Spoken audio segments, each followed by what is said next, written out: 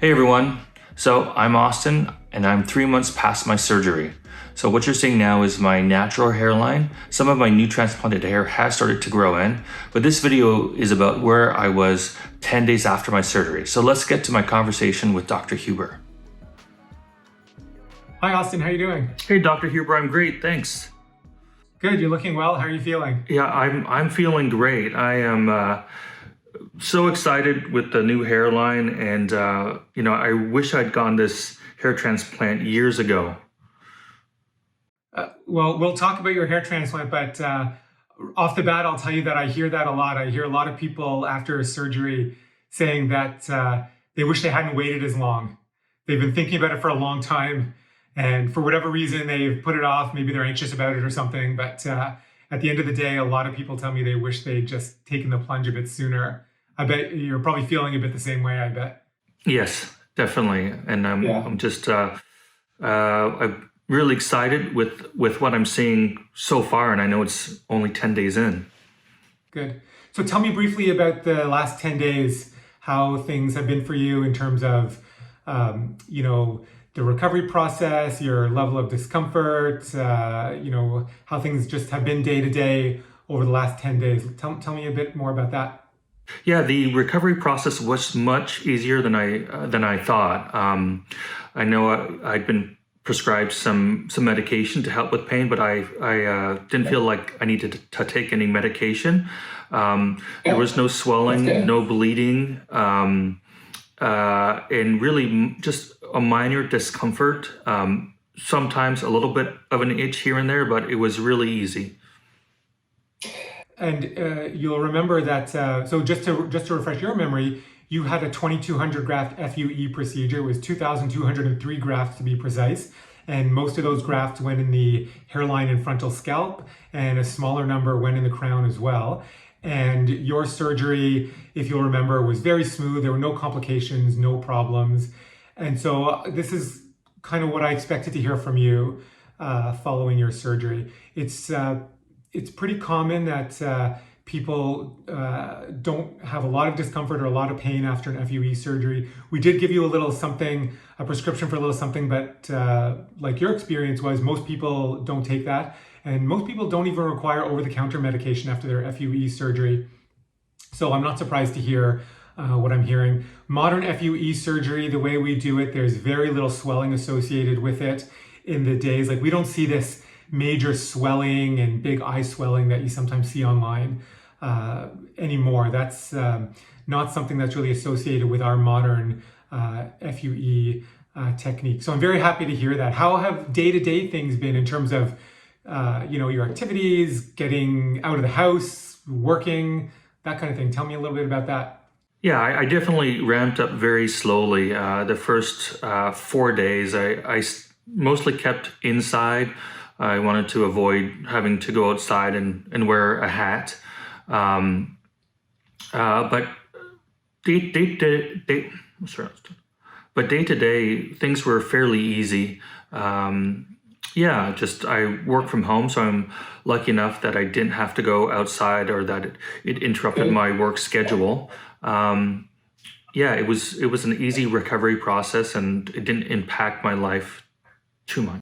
And I know you have a dog at home, right? So you were able to walk your dog, of course, and do all your kind of critical, normal day-to-day things, right? Yeah, I mean, I also have a wife and kids, so they were able to support me in the first few days and and help me out. But otherwise, it was fairly simple.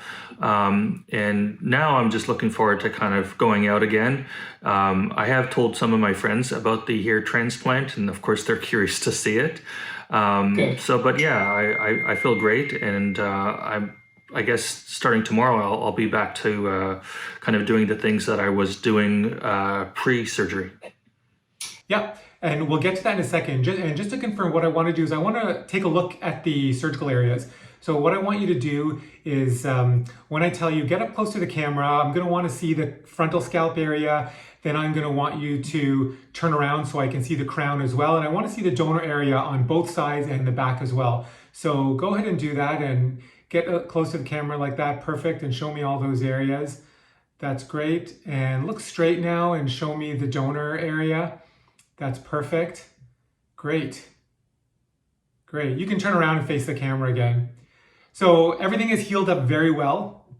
I can see that over the last couple of days, you probably gently rubbed out any remaining scabs that you have as we instructed you to do, so that's perfect. You do have a little bit of redness left, especially over the frontal scalp. That's normal. We made, 1,500 plus little incisions there.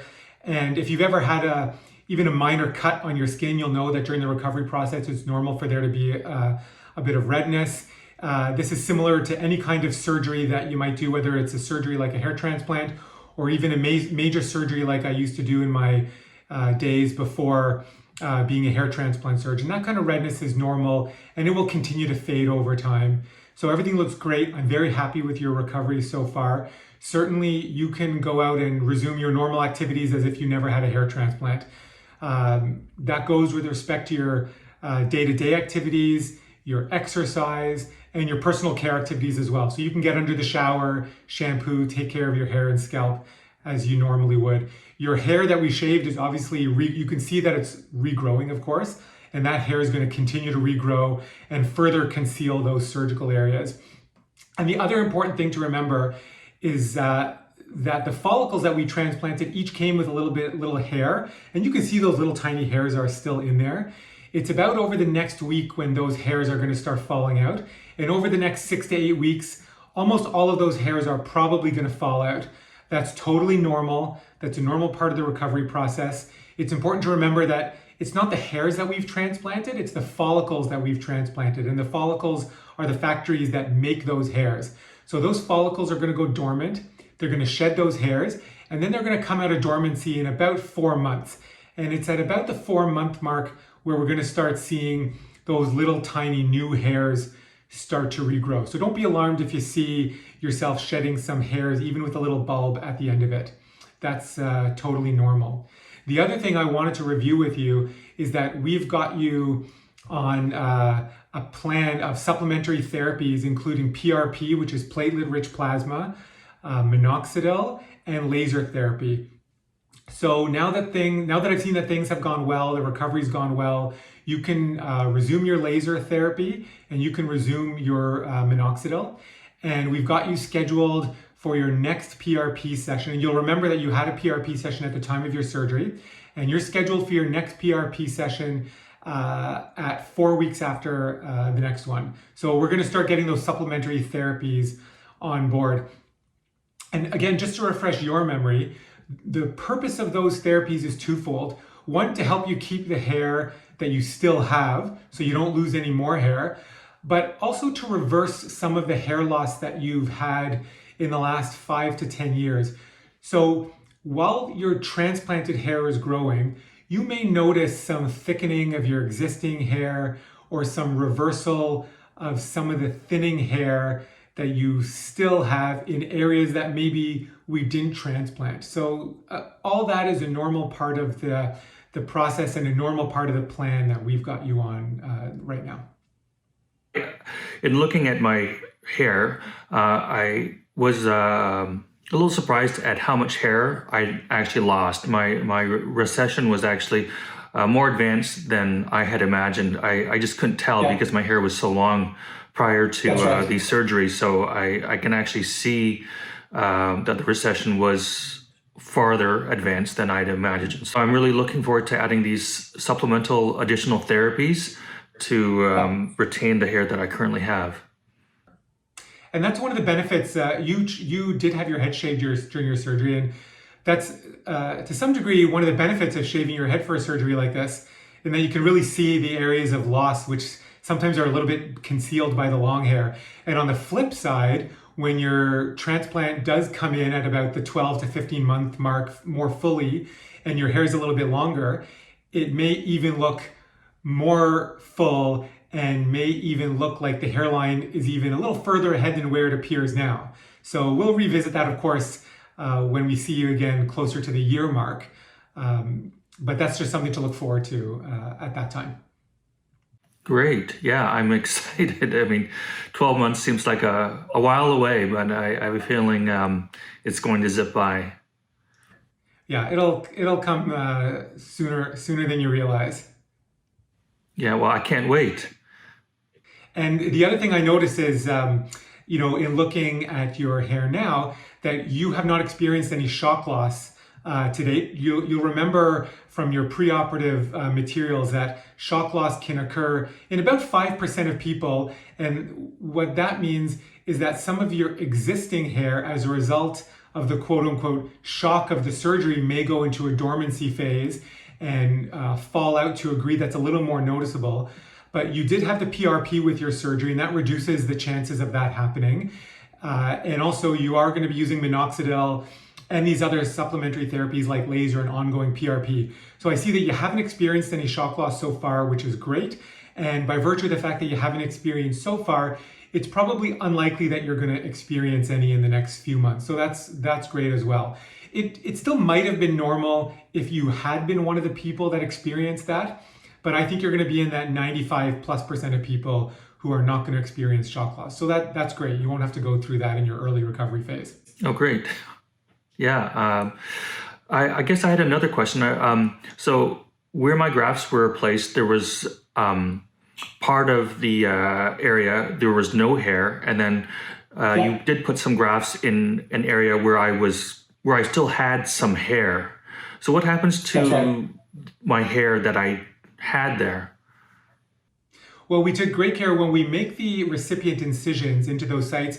We take great care to avoid traumatizing or damaging those existing follicles. So the expectation is that those are going to continue to grow. And I can see in the camera that in those areas where you had hair, your hair is coming back normally. So it's unlikely that any of those hairs were damaged. Sometimes those hairs can go into dormancy or experience a bit of shock loss, but it doesn't appear that that's happened in your case.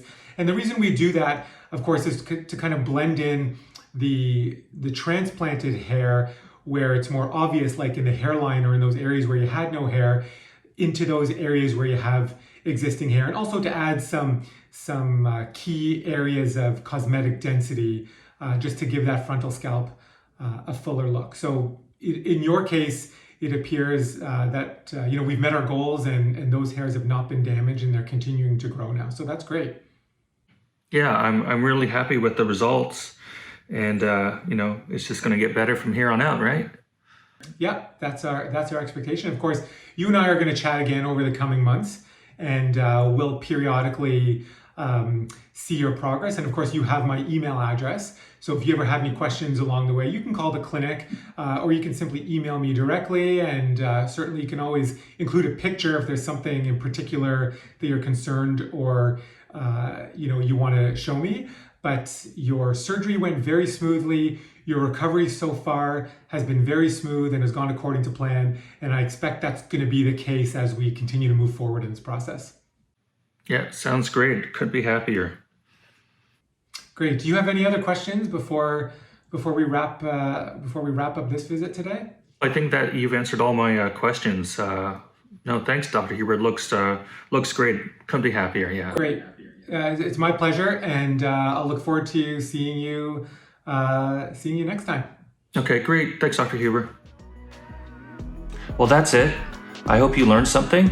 If you did, hit the like or subscribe button and make sure to watch my other videos.